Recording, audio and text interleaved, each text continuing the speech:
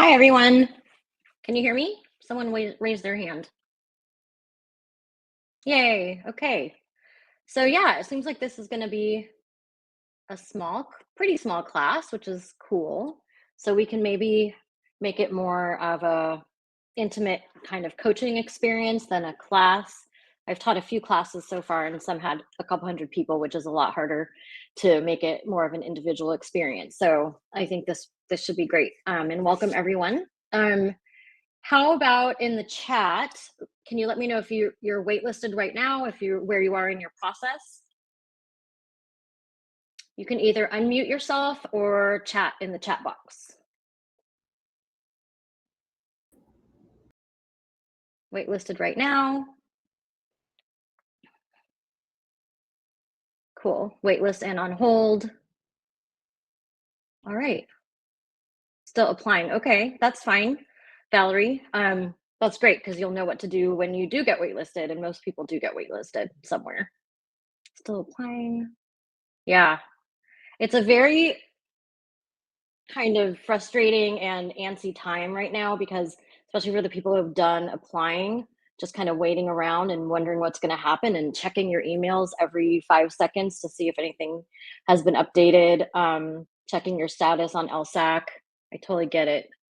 It is so hard and it feels so kind of monumental. I mean, this is like the moment where you're waiting to hear what the next phase of your life is going to be, and I get it. It can be very frustrating. So I'm going to kind of be looking at my slides, and then I have two monitors here, so I'm kind of looking. You see the side of my head because I'm looking at the chat window. Let me see if I can move that. If I move it over. No, I can't because I'm sharing. Okay, no worries. Okay, so let's get started. My name is Indrani, and I worked at Stanford Law School for several years, and Stanford as a whole in student services and admissions for a long time, mostly grad admissions. And so I've actually read lots of applications, lots of law school applications, read them from front to back. And when they tell you that even the top schools have a holistic admissions approach, it's absolutely true. I did not have any formula, and we didn't care what the scores or LSAT scores were. I mean, sometimes we wouldn't have to do a real deep dive if it was clear that the person didn't try that hard. But we did understand that sometimes less than ideal GPA or less than ideal LSAT score didn't mean that the person was not a valuable member of society and wouldn't contribute to the class. So we definitely read everything, and sometimes we were really pleasantly surprised. And we also, for those of you that are still applying right now, even though it might feel like you're kind of late, the classes are not full, because if they filled up everything before the deadline, I think a lot of schools feel like that would be doing themselves a disservice, because for whatever reason, some people apply later, and it would be kind of a bummer if they filled up the class and had no room left at the deadline. So deadlines are still coming, and so just keep motivated, keep your head up, and hopefully you'll have lots of options soon. Okay.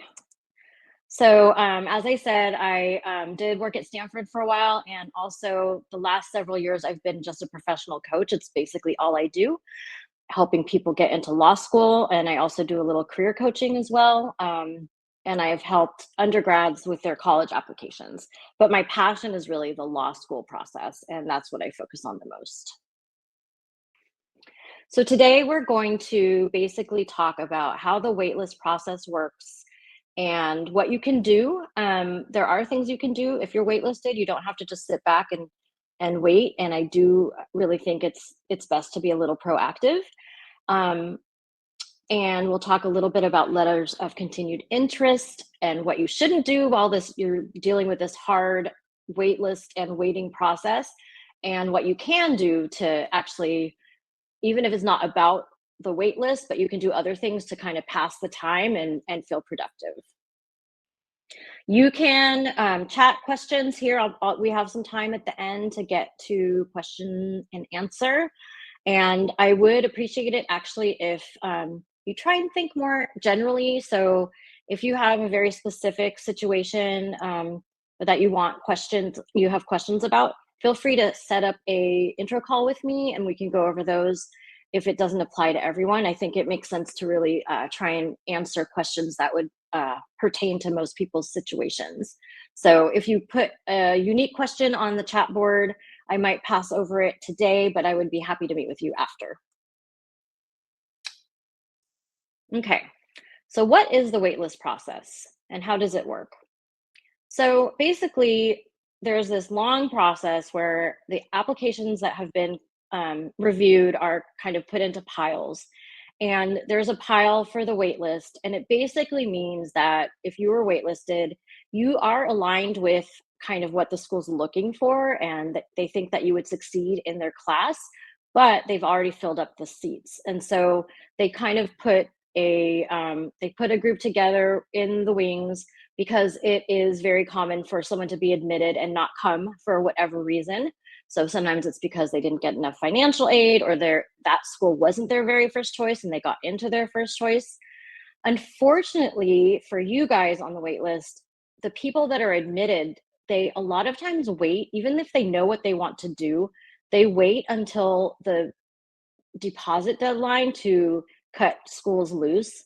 And so there's a lot of things that have to happen in order for the wait list to start moving. And one of those is for someone to say, sorry, thanks for the offer, but I'm not coming. And they actually over admit. So most schools admit, I don't know, twice as many students as they expect or they have room for, just in hopes that half will say no. And then if more than half say no, then they start admitting off the wait list. So those are just round numbers, but they definitely it's like overbooking a flight knowing that people won't show up. So um and when that happens, when they get down to where they need to start filling up seats, that's when they start looking at the wait list. um Once you get a wait list letter, that you might not hear anything for quite some time. So that's why I recommend you reach out to them. And we'll talk about that in a little bit.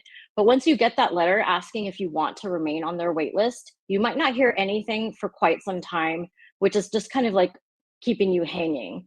And even though being put on the wait list it can feel really good because you are worthy of being admitted to the class.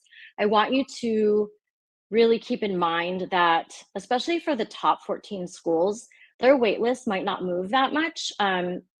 I remember when I worked at Stanford, we had a wait list, but most people we admitted came to Stanford. And so we really didn't have much options to admit off the wait list. So just keep that in mind. And I really recommend that you keep your options open and don't tell anyone no until the deposit deadline. Don't make plans to go to a school you're waitlisted on. That's basically what I'm trying to say. Just keep your expectations realistic because the chances of being admitted off the wait list are pretty slim. I will talk a little bit more about like the chat boards and the like Reddits and stuff because you'll hear people go, "Yay, I got off the wait list," and it seems like it happens a lot more often than it really does because the people who don't get off the wait list aren't yelling from the rooftops that they didn't get off the wait list. So just keep your head keep a level head and just wait patiently. It does happen, obviously, otherwise the wait list wouldn't even exist, but don't count on anything. How do they pick? So wait lists are not ranked. They don't have, if someone doesn't come in, number one is going to be admitted. They are just it's almost like a mini application pool. So if enough people turn down admissions offers and they start looking at the wait list, they're going to start plugging in the holes with kind of similar. They worked really hard to put together a well-rounded class of well-rounded people. So let's say 3 people who are in college still decide not to go. They're going to want to pick 3 more people that are from the waitlist that might be in college still. So that kind of the feel of the class is the same. Likely, similarly, if someone's been out of school for a long time, they might go for someone who already has a career and is pivoting. They also won't admit everyone in, let's say everyone's or many people are interested in immigration law. They're not going to admit everyone from immigration law because they probably don't have enough room in all those classes. and enough resources. So they're really trying to like, put together this puzzle of very diverse people for the class so that it's like kind of how they envision their class to be. And it goes in waves. Sometimes it's very popular to be in one field, like immigration right now is very popular. So is like some different high tech things. I have several clients that are interested in, for example, crypto. Um, I have other people, and then there's people, interested in criminal or family. So they're wanting to mix and match depending on what people are interested in. Let's see. So if you're waitlisted, I do recommend that you think about writing letters of continued interest. Some schools invite that openly, other schools might not, but I do recommend that you write a letter. And usually the process is you get a letter from or an email from the school saying, hey, we'd like to put you on the wait list. Do you want to be on our wait list? And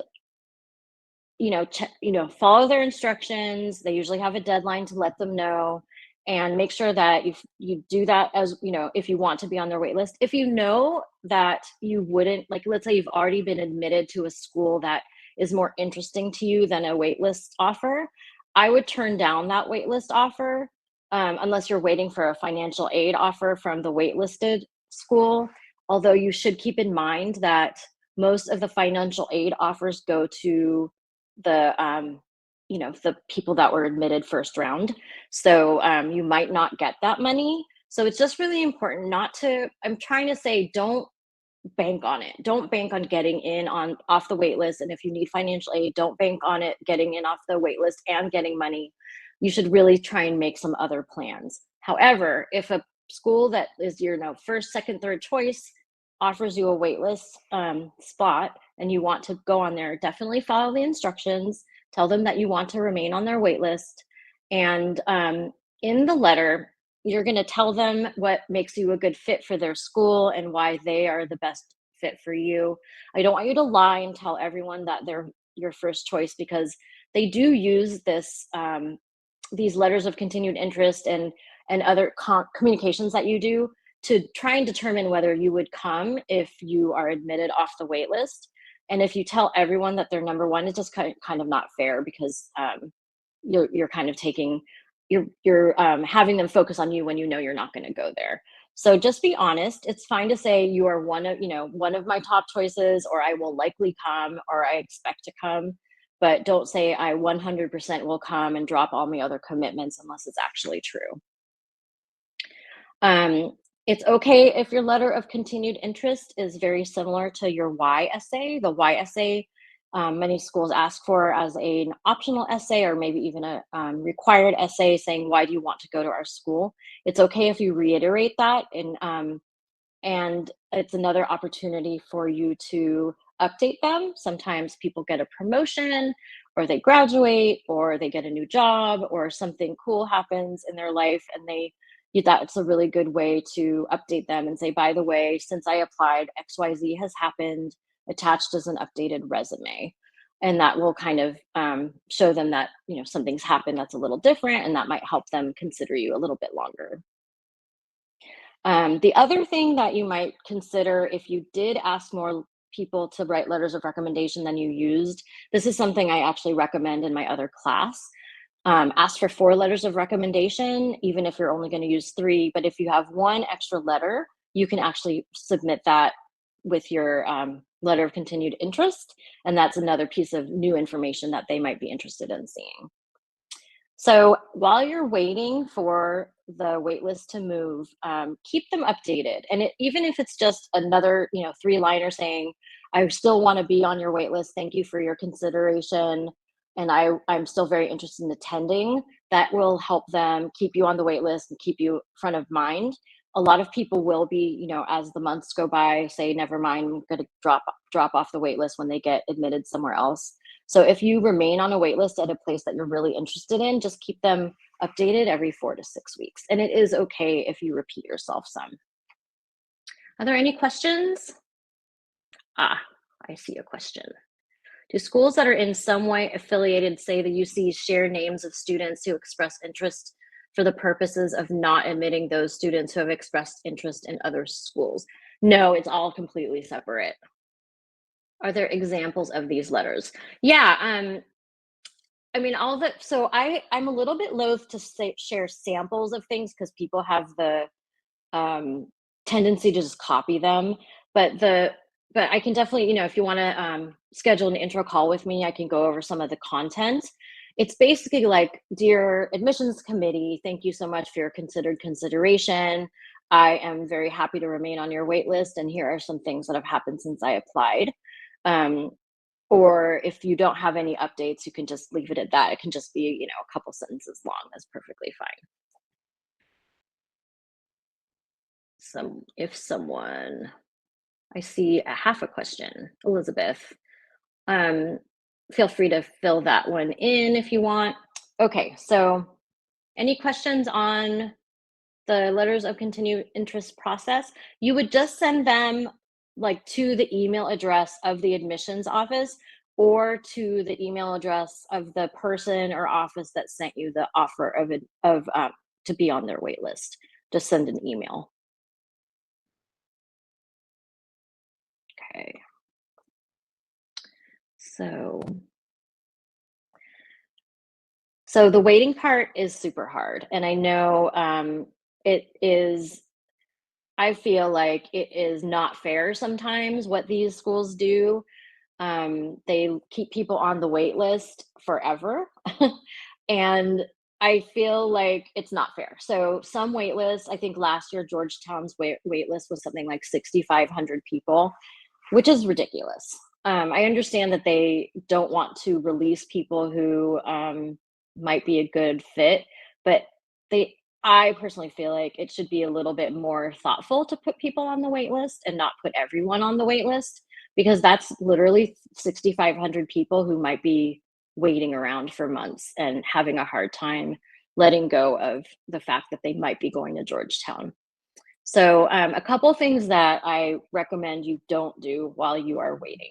One thing is you don't know how many people I get kind of a panicked email saying, I just looked at my application that I submitted and I misspelled the name of my street, or I found a little comma that I didn't like on my resume, and now I'm really worried. So, number one, little things like that are not going to affect your outcomes. If you misspelled the name of your street, or there's a comma, like an extra comma or something, honestly, the content of your application is much more important than a comma here or there.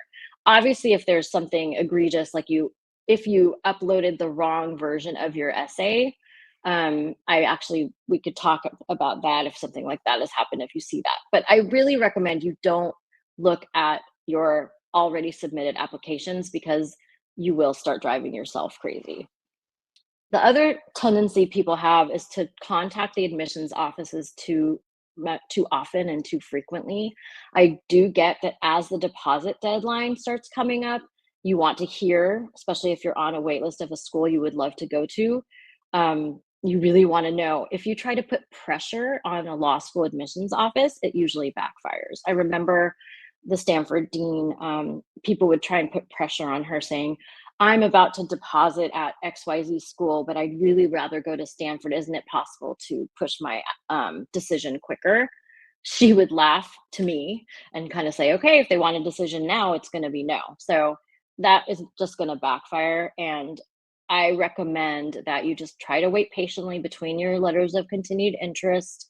And there's some things you can do to make the time go quicker that we will talk about. But just try and be patient and keep your mind off things until you hear. And the last thing is step away from Reddit because those boards, I think, at this time of year just make everyone crazier. When you hear someone heard or someone was admitted off a wait list, and then you start second guessing why you haven't heard. And honestly, we don't know who these people are. We don't know what their situation is, what they wrote in their essays, what nothing. We know nothing about them except they say, hey, I got off the wait list. They could be trolls for all we know, just trying to rile people up. So try and stay away from Reddit. I do think Reddit is good for some things, and I can talk a little bit about that. But where you're just looking at admissions results, I think that is just crazy making. Let's see, someone is asking a question. If someone is waitlisted, is it appropriate to schedule an appointment with an admissions representative to request feedback on their application? That is not, I would, most offices are going to say we don't give individual feedback like that.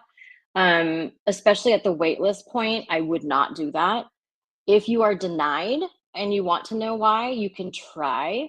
But I know at Stanford, we would just say, sorry, we don't give individual feedback. So um, it's it's just, can you imagine if everyone who wasn't admitted asked for that? It would be like another 10 full-time jobs. So I haven't heard of many offices that do offer up individual feedback. And the admissions offices, a lot of the staff, they're not actually on the committee. So if someone offers to give you feedback, they might not even really have that authority to tell you what you did, what you could have improved upon. I would only ask someone who actually made decisions, but I don't think that they would necessarily be willing to do that. What advice besides what you covered so far would you offer for those put on hold? The school I'm on hold for said it's likelier to get off hold versus the wait list. So, hold basically means it's not the deadline yet, and they're waiting for more applicants to come in before they make a decision on your file.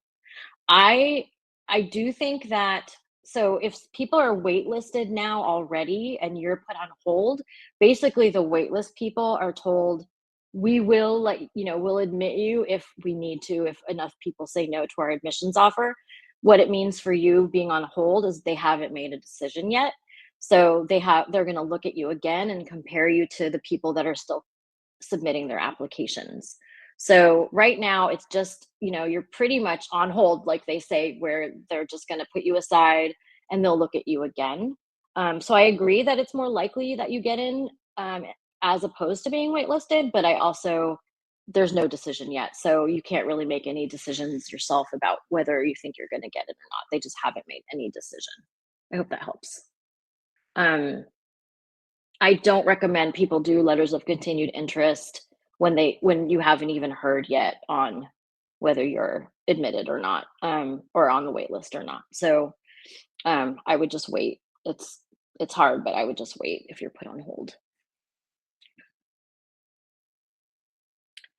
So, what you can do while you are waiting for decisions and hearing from waitlist people, waitlist schools, if you're going to be admitted, would be, this is a great time to do some school research. And a lot of people apply to schools just based on their reputation and without really knowing much about the feel, the culture, what the campus is like, if you can imagine yourself being there for 3 years. So I think this is a great time for you to reach out to alums, maybe from some schools you're considering. You can go on the LinkedIn alumni network from your undergrad, for example, do some research into people who have gone to those waitlist schools, see what they're doing now, ask questions. The nice thing about LinkedIn is it's a social network for job search, and people really are like doing each other favors and networking and helping each other out. And if you have in common that you went to the same school, you already have something that you can talk about. And so it's not the same as asking a random person and, hey, I see that you went to so and so law school, I'm waitlisted there, and I was wondering if you could answer a few questions. You went there, did you like it? If you could go back in time, would you do it again? How hard was it to get a job? That kind of thing. And I think this way you can really figure out, maybe figure out that the waitlisted school isn't the place for you, and you can let them go, and then move on with your life and look at other options. This is also a good time, if you've already submitted all your applications, to visit schools, if you have the wherewithal to do so. Do some, go sit in the admissions office. Some schools allow you to sit in law school classes, and you can really see what it's like and make a decision. So, despite the waitlist offers you have, I would kind of pretend, just pretend you don't get in there and make a plan. It's perfectly common to put a deposit at a school, and then once you get admitted off the wait list, you can go to that school if it's a better choice for you. You'll lose your deposit, but I think in the grand scheme of things, that is not that big a deal. If you lose your deposit because you get to go to your first choice school. So the other thing that is infuriating to me is that the sometimes the wait lists move as far as like the day before orientation. I've had people be admitted off wait lists. So you have to kind of decide if you're in a situation to drop everything and like a week before school starts, find an apartment, do all that stuff, then you should stay on the wait list. But you probably should make some sort of internal deadline of what is reasonable to you and like when you think you can actually, get everything together to go to law school. And that might mean going to a school where you were not waitlisted and letting them know, never mind, take me off the wait list. I'm going to go somewhere else.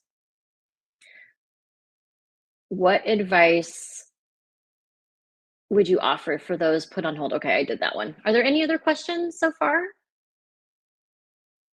I'm going kind of fast. I'm realizing.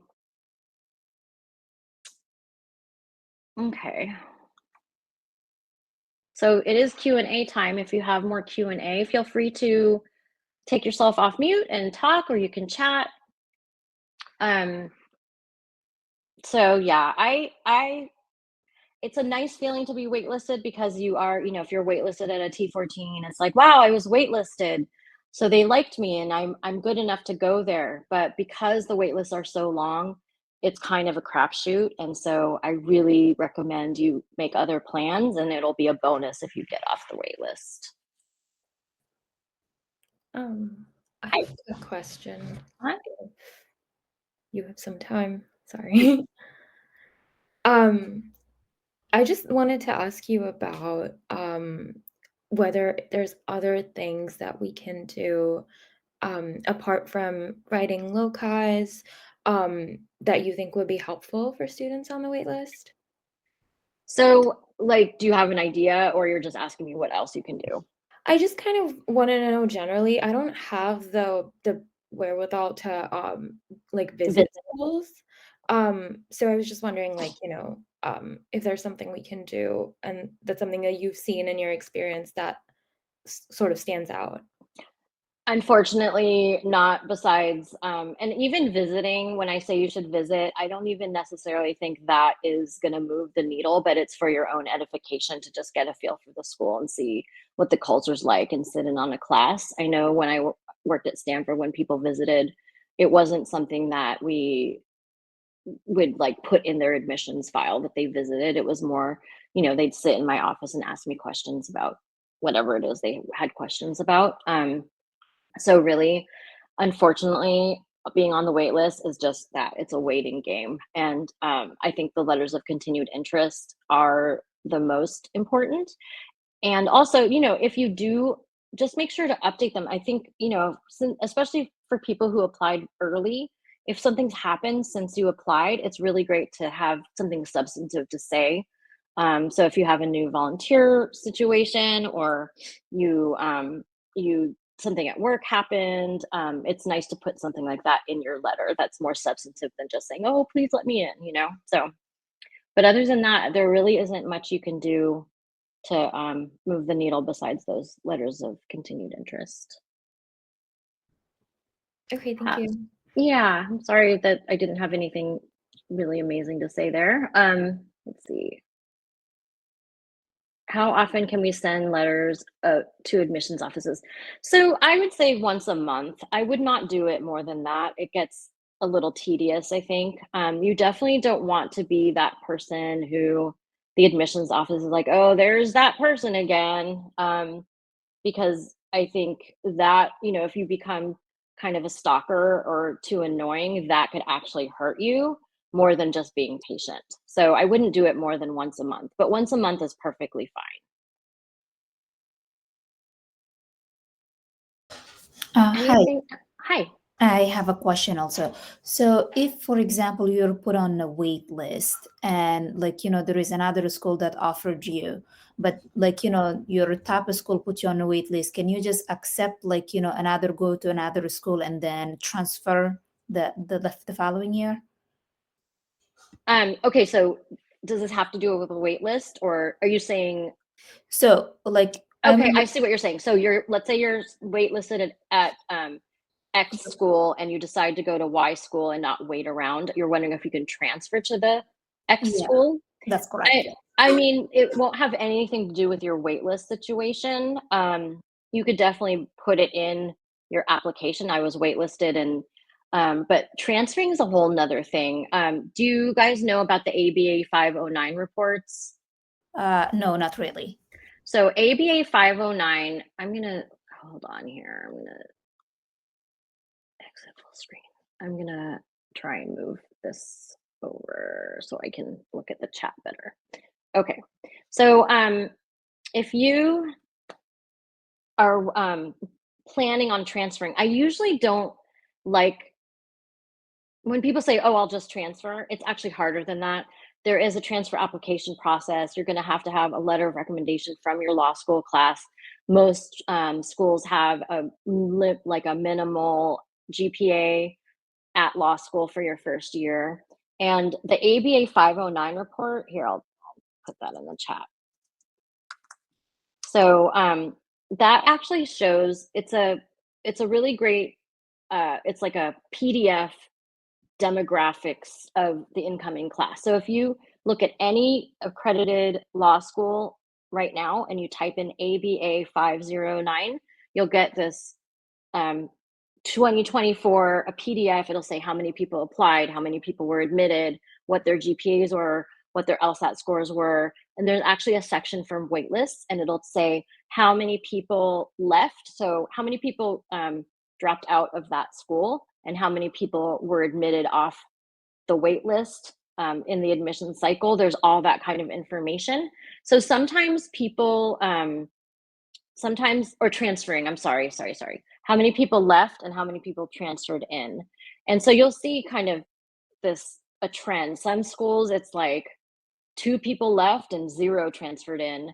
Other schools it's like 13 people left and they transferred 27 in. It really depends, but it's good information for you to look at. And the thing I worry about though is if you go to your second choice thinking I'll transfer to my first choice, you won't get as most I don't think you'll get as much out of the law school as you would if you went in like 100% because you have your, in the back of your head, I'm just going to transfer.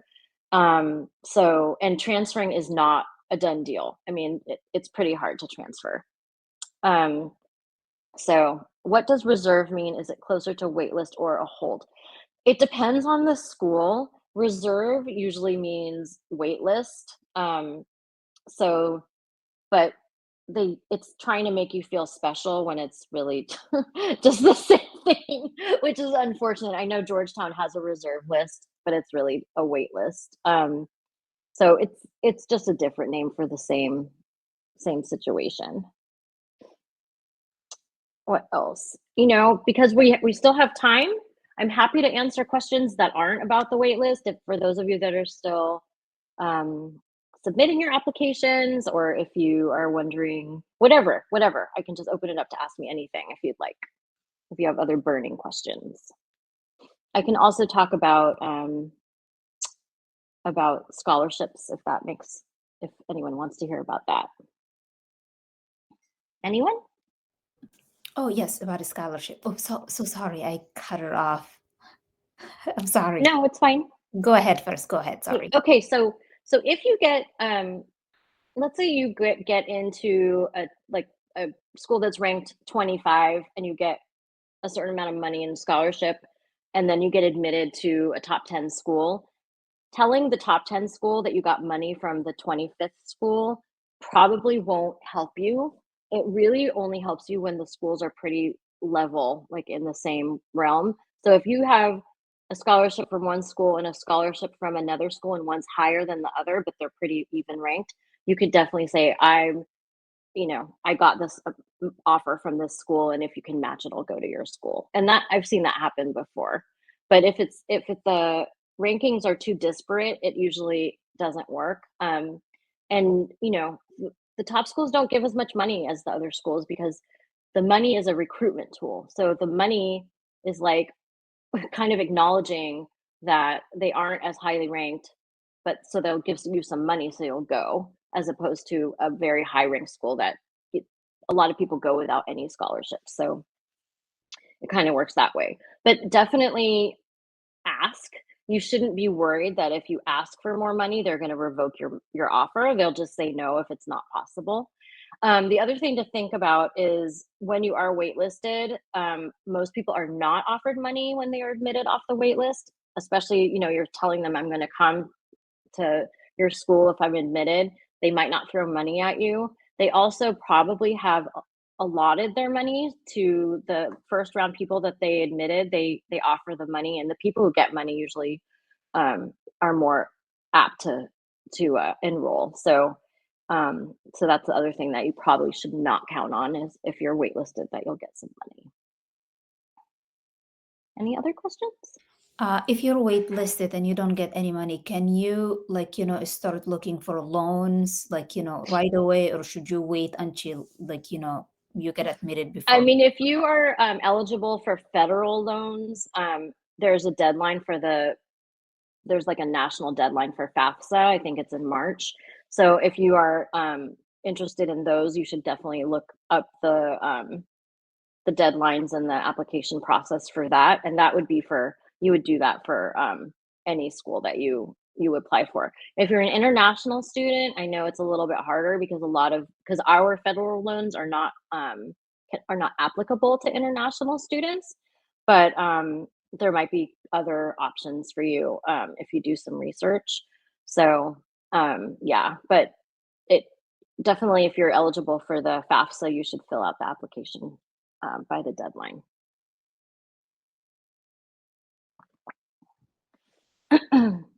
Did anyone apply early decision? I did. I What applied happened? to Columbia ED, and then they interviewed me and then waitlisted me. Yeah, Yeah, I know. I'm waiting on that. So I mean, being interviewed and then waitlisted is different than being just waitlisted. So they have a little bit more information on you. But yeah, that's really frustrating.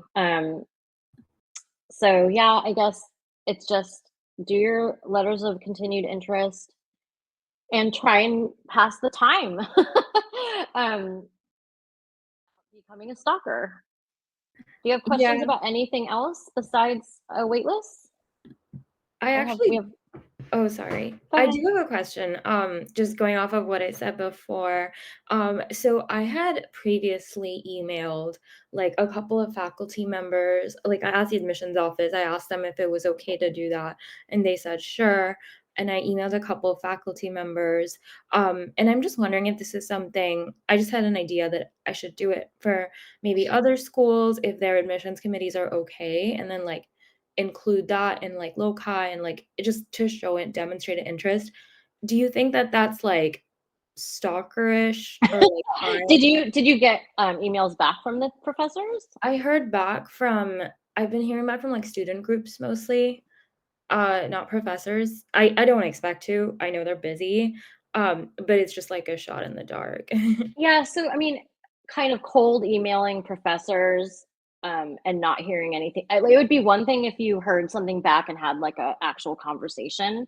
Um, I know that there on occasion there would be it was very rare though. There would be a professor who would come into the admissions office and be like, "Hey, I talked to this prospective student. Can I see their file?" Or if they were impressed with the conversation. But just emailing the professor and then mentioning that you emailed the professor, I'm not really sure that would really do much. So I think you're doing everything right. And but like also student groups, they might be interested in talking to you, but they're not on the admissions committee. So I think it's not really, I think the best thing you can do is just updating them with substantive stuff that's been going on in your life since you first applied. That makes sense. Do you think it like sorry, if nobody else has questions, I can keep I don't wanna, oh, I guess No, not. go ahead. Yeah, you can finish your question, then I'll go Okay. on to Um, Cedric. is it like do you think that it makes sense to include, like, conversations with alumni and student groups and loci if you, like, genuinely find out something that is Sure. okay. Yeah, and that's kind of similar to when you write the why essay when you first apply. Mhm. Yeah, if you visited or if you had a conversation with a student, it's like I think talking to, and even talking to alums, like what I was saying, if you find an alum at the school you're waitlisted on the LinkedIn group and you ask them questions, you might find out something that you won't find on the website, right? So I think the websites that they put out there, it's marketing material. It's like, we are the best, it's all like glossy and pretty and perfect. But you might find out something kind of cool that isn't on there. Like you find out about some, I don't know what it is, some opportunity that maybe you didn't see on the website. And you can mention talking to so and so. I learned this XYZ, which makes me even more excited to attend. And that, yeah, so you can definitely do that. And Okay. that would be in your letter of continued interest. Mhm. Thank you. Yeah. Okay. Is it okay to email faculty members about grants and fellowships programs regarding projects or entrepreneurship endeavors? I think it really depends. Like if you know that there is a grant or fellowship that the professor is the PI or the principal investigator or in charge of, the problem is usually those aren't they probably won't talk to you about them until after you're admitted. It's kind of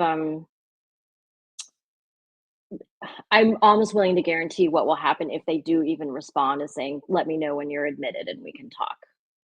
So I'm not really sure that will help. It's okay to, I mean, I think a lot of this is, yeah, it's okay, and as long as you're polite and humble, and if you reach out to a professor, if you hear back, great, no harm, no foul. If you don't hear back, it's fine.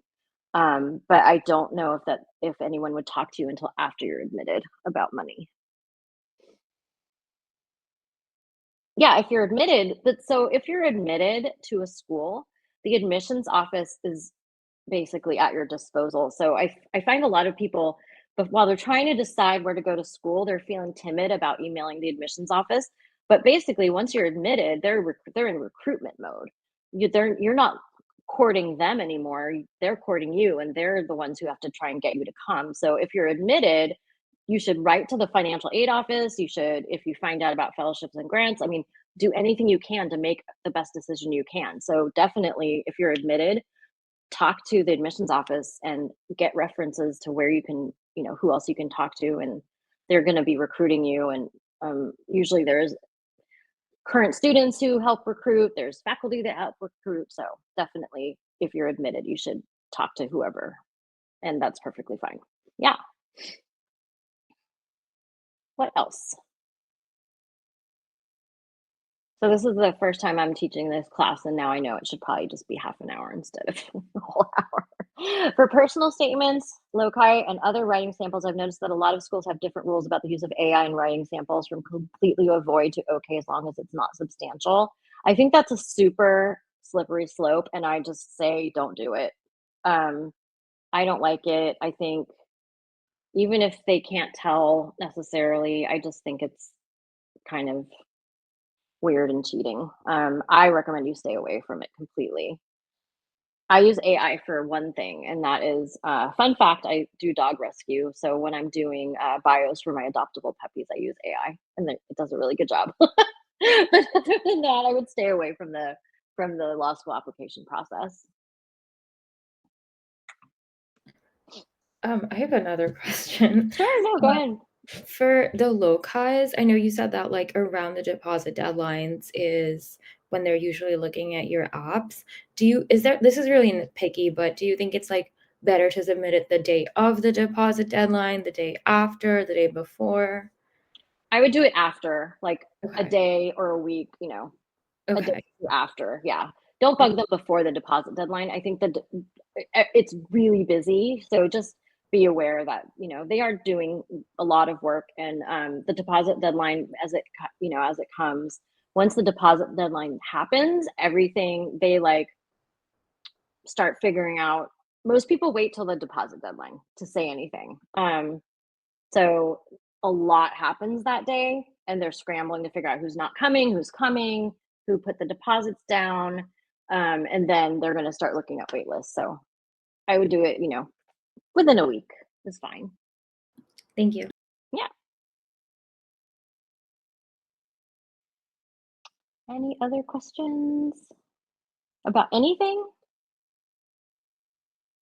And again, if you have a very specific situation that's unique, feel free to go to my profile. If you scroll up to the top of the chat, I put my link there, and you can schedule a 15-minute free call, and we can go over your unique situation if you'd like.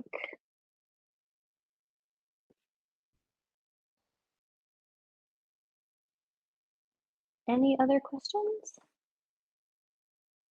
Yeah, thank you for coming. So we can end early if we don't have any other questions, or I'm happy to hang out a little, till the end if you have questions. And you're welcome, everyone. If you found it helpful, it would be awesome if you did a little review. I think you don't even have to write anything. You can just click the review. And I'm going to be doing more classes. I'm going to try and be doing something throughout the rest of the cycle. So feel free to hop on those. And if you, I just created this waitlist and scholarship package so I can help you write your letters of continued interest and negotiate scholarships as they come in. And I wish you all the best with all these outcomes, and try and be patient.